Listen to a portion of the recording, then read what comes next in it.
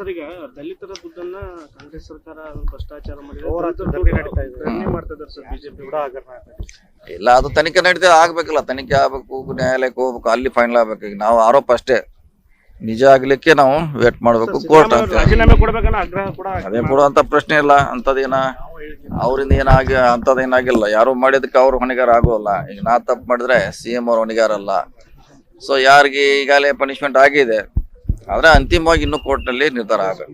ಈ ನೀರಾವರಿ ಯೋಜನೆಯಲ್ಲಿ ನಿರಾಶ್ರಿತರಾಗ್ತಾರೆ, ಆ ಕುಟುಂಬಗಳಿಗೆ ಕೊಡುವ ವಿಶೇಷ ಸೌಲಭ್ಯನ ಅರಣ್ಯದಿಂದ ಹೊರಗೆ ಬಂದವರು ಕೊಡಬೇಕು ಪ್ರಸ್ತಾವ ಇದೆ. ಅದೇ ನಾಳೆ ಖಾನಾಪುರದಲ್ಲಿ ಅದ್ರ ಬಗ್ಗೆ ಸಭೆ ಮಾಡ್ತಾ ಇದ್ವಿ. ನಿನ್ನೆ ಕೂಡ ಒಂದು ಸಭೆ ಮಾಡಿದ್ವಿ ಬೆಂಗಳೂರಲ್ಲಿ. ನಾಗರಾಜ್ ಅವರು, ಖಾನಾಪುರ MLA ಅವರು. ನಮ್ಮ ಜಿಲ್ಲಾಡಳಿತ ಸಜ್ಜಾಗಿದೆ. 2-3 ತಿಂಗಳಿಂದನೇ ಇದಕ್ಕೆ ಪೂರ್ವ ತಯಾರಿ ನಡೀತಾ ಇದೆ.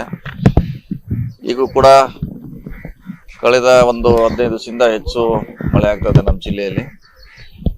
ಸೊ ಅದ್ರ ಬಗ್ಗೆ ಏನು ಮುಂಜಾಗ್ರತೆ ಕ್ರಮ ವಹಿಸಬೇಕಾಗಿತ್ತು ಜಿಲ್ಲಾಡಳಿತ. DC ಅವ್ರ ನೇತೃತ್ವದಲ್ಲಿ ಈಗಾಗಲೇ ಸುಮಾರು ಸಭೆಗಳನ್ನು ಮಾಡಿದ್ದಾರೆ. ಸುಮಾರು ಸ್ಪಾಟ್ಗಳಿಗೆ ಅವರೇ ಭೇಟಿ ಕೊಟ್ಟಿದ್ದಾರೆ. ಸೊ ಏನೇನು ತಯಾರಿ ಮಾಡಬೇಕು, ಗಂಜಿ ಕೇಂದ್ರ ಇರ್ಬೋದು ಅಥವಾ ರಕ್ಷಣಾ ತಂಡ ಇರ್ಬೋದು, ಸೊ ಬೇರೆ ಜಿಲ್ಲೆಗೆ ಮತ್ತು ಕೋಆರ್ಡಿನೇಷನ್ ಮಾಡುವಂಥ ಪ್ರಯತ್ನ ಅವರಿಂದ ಆಗ್ತಾ ಇದೆ. ಸೊ ಇಲ್ಲಿವರೆಗೆ ಅಂತ ತೊಂದರೆ ಏನಿಲ್ಲ. ಮುಂದೆ ಇನ್ನೂ ಜಾಸ್ತಿ ನೀರಾರ ಆಗ್ಬೋದು, ಅದಕ್ಕೂ ಕೂಡ ಅವ್ರ ತಯಾರಿಯಲ್ಲಿದ್ದಾರೆ. ಸೊ ಕಾದ್ ನೋಡೋಣ. ಇಷ್ಟೇ ಆಗ್ತದೆ ಅಂತ ನಮ್ಮ ಒಂದು ನಿರೀಕ್ಷೆ ಇದೆ. ಈಗ ನೀರೇನಿದೆ ಅಂದರೆ ಇನ್ನೊಂದು ಸ್ವಲ್ಪ ಹೆಚ್ಚಿಗೆ ಬರ್ಬೋದು. ಬಂದರೂ ಕೂಡ ಅದನ್ನ ಮ್ಯಾನೇಜ್ ಮಾಡಲಿಕ್ಕೆ ಸರ್ವ ಸಿದ್ಧತೆ ಮಾಡ್ಕೊಂಡಿದ್ದಾರೆ. ಕೊಯ್ನಾದಿಂದ ಸಂಜೆ ಬಿಡ್ತಾರಂತೆ ಸರ್. ಕೊಯ್ನಾದಿಂದ ಬಂದ್ರೆ ಪ್ರಾಬ್ಲಮ್. ಬರ್ಲಿ, ಇನ್ನೂ ಏನು 30,000 ಏನು ಬಿಡ್ತಿದಾರಂತೆ. 30,000 ಬಂದ್ರೆ ಏನಂತದ, 3 ಲಕ್ಷ ಮೇಲೆ ಬಂದ್ರೆ ನಮ್ಗೆ ಸ್ವಲ್ಪ ತೊಂದರೆ ಪ್ರಾರಂಭ ಆಗೋದು. 3 lakhs ವರೆಗೆ ಆಗಿದೆ. ಈಗ ನಾವು 400 days ರೆಡಿ ಇದ್ದಾರೆ. ಅದರಲ್ಲಿ ಪ್ರಾರಂಭ ಆಗಿದ್ರೆ ಒಂದೇ ಕಡೆ ಅಲ್ಲ, ಅವ್ರು ಬಂದ್ರೆ ನಾವು ರೆಡಿ ಇದ್ದಾರೆ. ನಮ್ಮವರು ತಲಾಟಿ ಇರ್ಬೋದು, RI ಇರ್ಬೋದು, ರೆಡಿ ಇದ್ದಾರೆ. ಯಾರ ಜನ ಬರ್ಬೇಕಲ್ಲಿ. ಜನ ಬಂದ್ರೆ ರೆಡಿ ಮಾಡ್ತಾರೆ. ಅದೇನು ಇದನ್ನ 1 hourನಾಗ ರೆಡಿ ಮಾಡ್ತಾರೆ. ಎಲ್ಲ ರೆಡಿ ಮಾಡಿ ಇಟ್ಕೊಂತಾರೆ ಸ್ಕೂಲ್ನಲ್ಲಿ. ಯಾಕೆ ಲಾಸ್ಟ್ ಟೈಮ್ ಅನುಭವ ಇದ್ದಾರೆ. ದೊಡ್ಡ ಇದಕ್ಕಿಂತ ಹೆಚ್ಚು 5 ಲಕ್ಷ ಕ್ಯೂಸೆಕ್ ನೀರು ಬಂದೈತಿ ಹಿಂದೆ. ಅವಾಗೆಲ್ಲ ಏನು ಎಂತ ಅಂತ ಎಲ್ಲಾನು ಇಂಚು ಕೂಡ ಜಿಲ್ಲಾಡಳಿತ ಗೊತ್ತಿದೆ. ಈಗ ಯಾರೇ ಬಂದ್ರು ಅದನ್ನ ಮಾಡ್ಲಿಕ್ಕೆ ಅವರ ತಯಾರಿ ಇದಾರೆ. ಇಲ್ಲ, ಅವ್ರ ಮನವೊಲಿಸುವಂತ ಕೆಲಸ ಜಿಲ್ಲಾಡಳಿತ ಪೊಲೀಸರು ಮಾಡ್ತಿದ್ದಾರೆ. ಯಾಕಂದ್ರೆ ಅವರು ಇನ್ನು ಬರ್ಲಿ, ನೀರು ಜಾಸ್ತಿ ಬಂದಾಗ ಶಿಫ್ಟ್ ಆಗ್ತಂತ ಅವ್ರು ಒಂದು ಇದೆ. ಅದಿದೆ ಬಹಳಷ್ಟಿಂದ 20 ವರ್ಷದಿಂದ ಪೆಂಡಿಂಗ್ ಇದೆ. ಈಗ ನಾವು ಅದಕ್ಕೆ ಚಾಲನೆ ಕೊಡ್ತಾ ಇದೀವಿ ಶಿಫ್ಟಿಂಗ್. ಸರ್, ಇನ್ನೊಂದು ಪ್ರಮುಖವಾಗಿ ಸರ್, ಏನು ಸಂಪೂರ್ಣ ಮನೆ ಏನು ಹಾನಿ ಆದ್ರೆ 5 ಲಕ್ಷ ಬರ್ತದೆ ಸರ್ ಸರ್ಕಾರದಿಂದ. ಈಗ ಕೇವಲ ಈ ಸರ್ಕಾರ ನಮ್ಗೆ 1 ಲಕ್ಷ ಮಾತ್ರ ಕೊಡ್ತಾ ಇದೆ ಅಂತ ಹೇಳಿ ಕೆಲವೊಂದು. ಇಲ್ಲ, ಅದನ್ನು ಮಾಡ್ತಿದ್ದಾರೆ. ಒಂದು ಜೊತೆಗೆ ಮನೆ ಕೂಡ ಕೊಡಬೇಕಂತ ಒಂದು ಕಂಬೈಂಡ್ ಆಗಿ 5 ಲಕ್ಷ ಕೊಡ್ಲಿಕ್ಕೆ ಆಗೋಲ್ಲ. 3 ಲಕ್ಷವರೆಗೆ ಕೊಡ್ಲಿಕ್ಕೆ ಸರ್ಕಾರ ಒಂದು ಯೋಜನೆ ನಿರೂಪಿಸ್ತಾ ಇದೆ. 3 ಲಕ್ಷ ಮನೆ ನಿರ್ಮಾಣ ಮಾಡ್ಕೊಡ್ತೀವಿ. ಒಂದು ಮನೆ ಪ್ಲಸ್ ಅವ್ರಿಗೆ 1,25,000 ಒಂದು ಸೆಂಟ್ರಲ್ ಗವರ್ಮೆಂಟ್ ನಾರ್ಮ್ಸ್ ಇದೆ. ಅದರಲ್ಲಿ ಬರ್ತದೆ ದುಡ್ಡು. ಅಷ್ಟು ಕೊಡ್ಲಿಕ್ಕೆ ಅವಕಾಶ ಇದೆ. ಪ್ಲಸ್ ಒಂದು ಮನೆ ಅಂದ್ರೆ ಹೆಚ್ಚು ಕಮ್ಮಿ ಅದು ಬೇರೆ ಬೇರೆ ಕ್ಯಾಟಗರಿಯಲ್ಲಿ ಅದು 2 ಲಕ್ಷವರೆಗೆ ಬಂದೇ ಬರ್ತದೆ.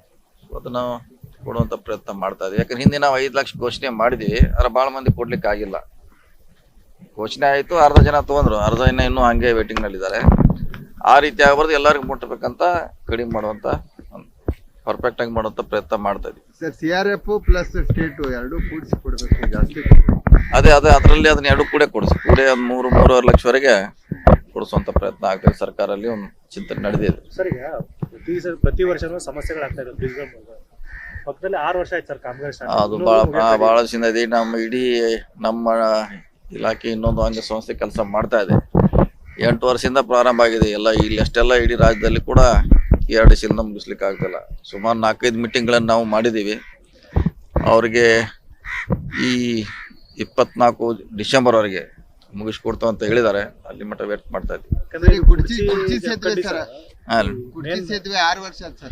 ಅದಂತ ಹೇಳಿದ್ರೆ ಅದನ್ನು ಅವ್ರು ಡೆಡ್ ಲೈನ್ ಕೊಟ್ಟಿದ್ವಿ. 24 ಡಿಸೆಂಬರ್ವರೆಗೆ ಕೊಡ್ತು ಅಂತ ಹೇಳಿದ್ದಾರೆ ಆಲ್ಮೋಸ್ಟ್. ಯಾಕಂದ್ರೆ ಲಾಸ್ಟ್ ಸಭೆ ಮಾಡಿದ್ವಿ ಎಂಡಿಗೆ ಈ ಸಾರಿ ಕೊಡ್ತು ಅಂತ ಹೇಳಿದ್ದಾರೆ. ಸೊ ಮುಗಿಲಿಕ್ಕೆ ಬಂದಿದೆ. ಆದಷ್ಟು ನಾವು ಅವ್ರಿಗೆ ಪ್ರೆಷರ್ ಮಾಡಿ ಮಾಡಿಸುವಂತ ಪ್ರಯತ್ನ ಮಾಡ್ತಾ ಇದೀವಿ. ಯಾಕಂದ್ರೆ ಮುಖ್ಯ ರಸ್ತೆ ಸರ್ ಇದು ಮಹಾರಾಷ್ಟ್ರ. ಇಲ್ಲಿ ಇದಾದ್ರೆ ನಮ್ಗೆ ಯಾವುದೇ ತೊಂದರೆ ಇರೋಲ್ಲ, ಇದನ್ನ ಮಾಡ್ತೀವಿ.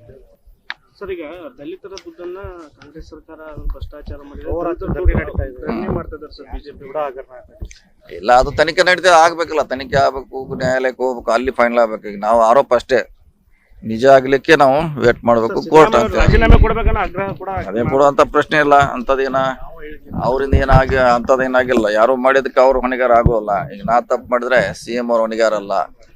ಸೊ ಯಾರಿಗೆ ಈಗಾಗಲೇ ಪನಿಷ್ಮೆಂಟ್ ಆಗಿದೆ, ಆದ್ರೆ ಅಂತಿಮವಾಗಿ ಇನ್ನೂ ಕೋರ್ಟ್ನಲ್ಲಿ ನಿರ್ಧಾರ ಆಗಬೇಕು. ಸರ್, ಈ ನೀರಾವರಿ ಯೋಜನೆಯಲ್ಲಿ ನಿರಾಶ್ರಿತರಾಗ್ತಾರೆ ಆ ಕುಟುಂಬಗಳಿಗೆ ಕೊಡುವ ವಿಶೇಷ ಸೌಲಭ್ಯನ ಅರಣ್ಯದಿಂದ ಹೊರಗೆ ಬಂದವರಿಗೆ ಕೊಡಬೇಕು ಅಂತ ಪ್ರಸ್ತಾವ ಇದೆ. ಅದೇ ನಾಳೆ ಖಾನಾಪುರದಲ್ಲಿ ಅದ್ರ ಬಗ್ಗೆ ಸಭೆ ಮಾಡ್ತಾ ಇದೀವಿ. ನಿನ್ನೆ ಕೂಡ ಒಂದು ಸಭೆ ಮಾಡಿದ್ವಿ ಬೆಂಗಳೂರಲ್ಲಿ. ನಾಗರಾಜ್ ಅವರು, ಖಾನಾಪುರ MLA ಅವರು. If you like this video ಬೇಗ ಲೈಕ್ ಮಾಡಿ, ಕಾಮೆಂಟ್ ಮಾಡಿ, ಶೇರ್ ಮಾಡಿ ಹಾಗೂ ಯೋಯೋ ಟಿವಿ ಕನ್ನಡವನ್ನು ಸಬ್ಸ್ಕ್ರೈಬ್ ಮಾಡಿ.